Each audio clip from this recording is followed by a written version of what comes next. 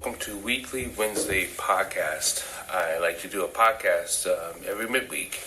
And then later we normally have Living Live with Hope and myself on Living Live on Instagram and on Facebook. And that's okay. If you miss that, you can always catch the podcast that comes out after that too. So today, everything Weekly Wednesday comes up, and today is the 75th anniversary of us landing on D-Day, on Normandy, or the beaches of D-Day. And what was D-Day? D-Day is a liberation, or D-Day is a destruction, or D-Day is the day we defeat Nazi Germany. But D-Day is definitely destruction, okay? For whatever reasons you have it, for whatever reasons we've lost so many women and men for combat reasons and reasons that we know that we believe to be have causation. Be that as it may. In 1945, when the bombing of Hiroshima, now, why did I pick 1945? Because we're talking about D-Day, and we're talking about Nazi Germany, but we're not talking about Hiroshima. We've been through wars ever since the inception of the Americas, and even throughout the globe, the sailing seas, we've had conflict of people taking over of power over systems. So this is nothing new. But here's where I think it's been taking its toll on. When you have different synapses and neurotransmitters trying to connect to other parts of the brain and to trigger other things. And then we have emotional states that are connected to it that we have not talked about. We have historical education that has either misled us or misguided us down different paths that we did not know we were taking until we got there. Being non-political, and non-political as best as I can, who is guiding who? And if that's the question I can ask you, is your emotions guiding you? Is your feelings understood? Are you being driven by information that directs your emotional state? And if that's the case, then your body is responding to your direction. In the martial sciences, we teach on the levels of understanding what your intention is, what your direction of intention is from the beginning. That's why we've always studied the mind and the human spirit.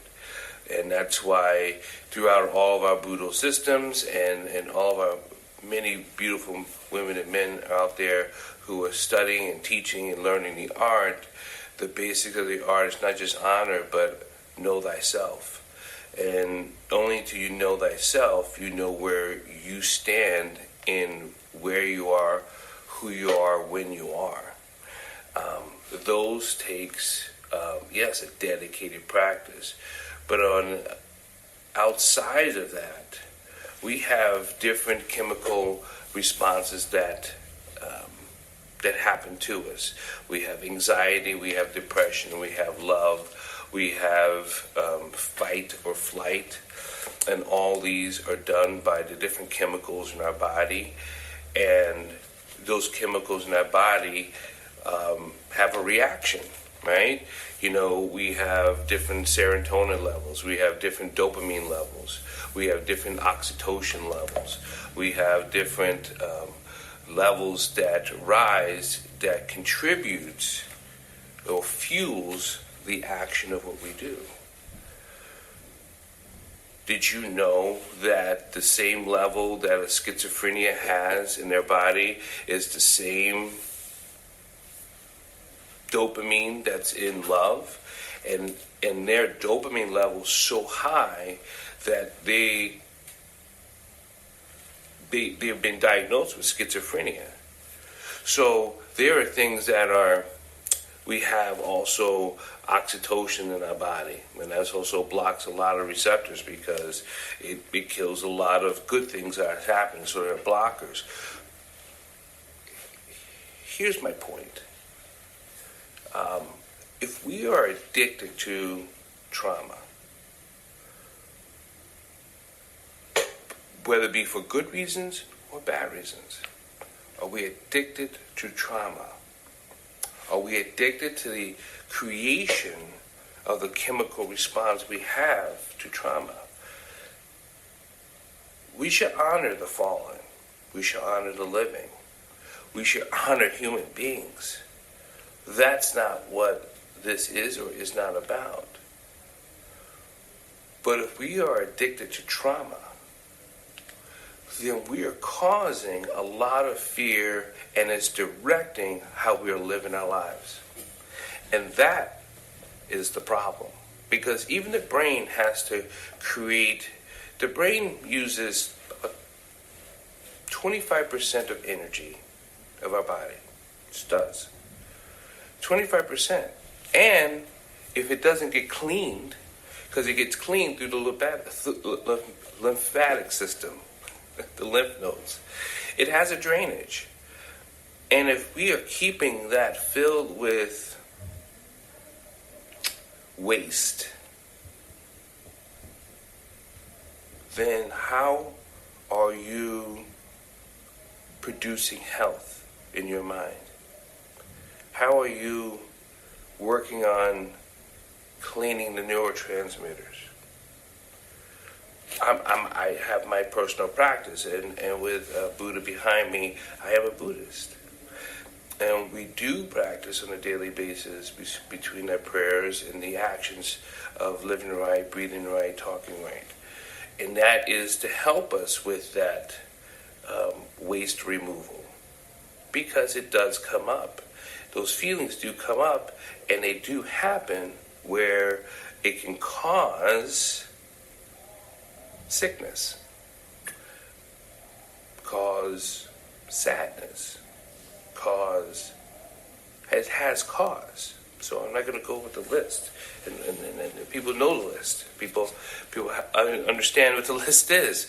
There's so many things. Say, take this, do this, and feel happy throughout your day. Great. Awesome. And I hope you try them. Hope they work for you. And I hope it, because something does work for someone and some things doesn't work for others. But if you don't know who you are and what it manifests from and how it's being derived from and how it's entering your body and how you're expelling it from your body, you're going to go through a list of tries.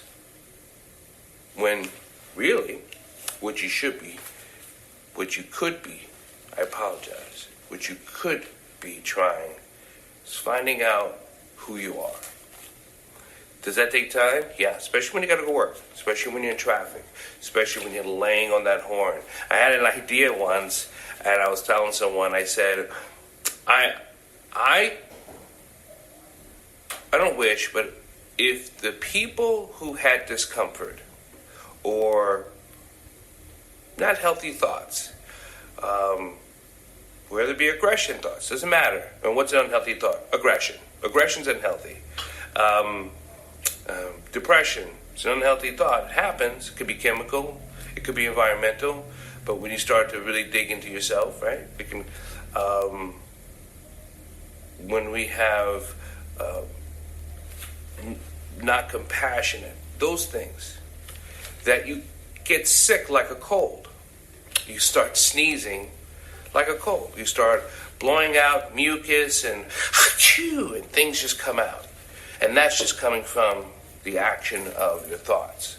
If our bodies did that, we would recognize how often we're sneezing. We would recognize how often we're not feeling well. And we would pay more attention to the action of being healthy. Because when you have a cold, then all of a sudden we're taking vitamin C, people are taking more zinc, people are drinking more orange juice, people are hydrating more, people are eating less meat because of what meat does to the body, but you're eating more green vegetables, creating more oxygen, stretching more, oxygen more, so the body can heal itself. And after we feel better, and our neck, if we have a stiff neck, doing all that stuff, we were like, oh, but when we feel better, we're right back to doing the same stuff over and over again. Until what? We get sick again. So if we're not being well mentally, emotionally, what happens if we started sneezing? That would be pretty cool. Then we would pay more attention. Then we would know when we were at work and a coworker said something and it reacts in our body and we just blow out a bunch of mucus because of what you're thinking up here. Picture that. Picture that. See how that would work for you. No lecture, please.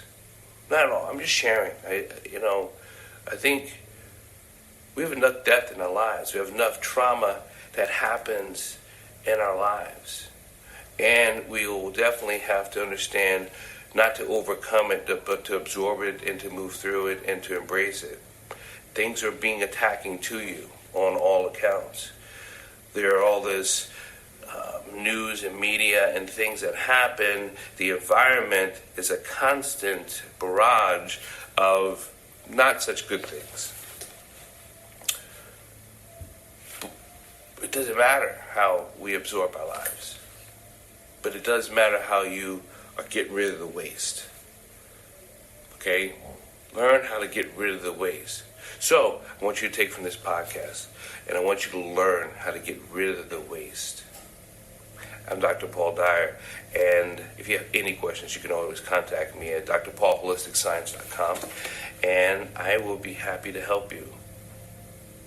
Thank you for Weekly Wednesday.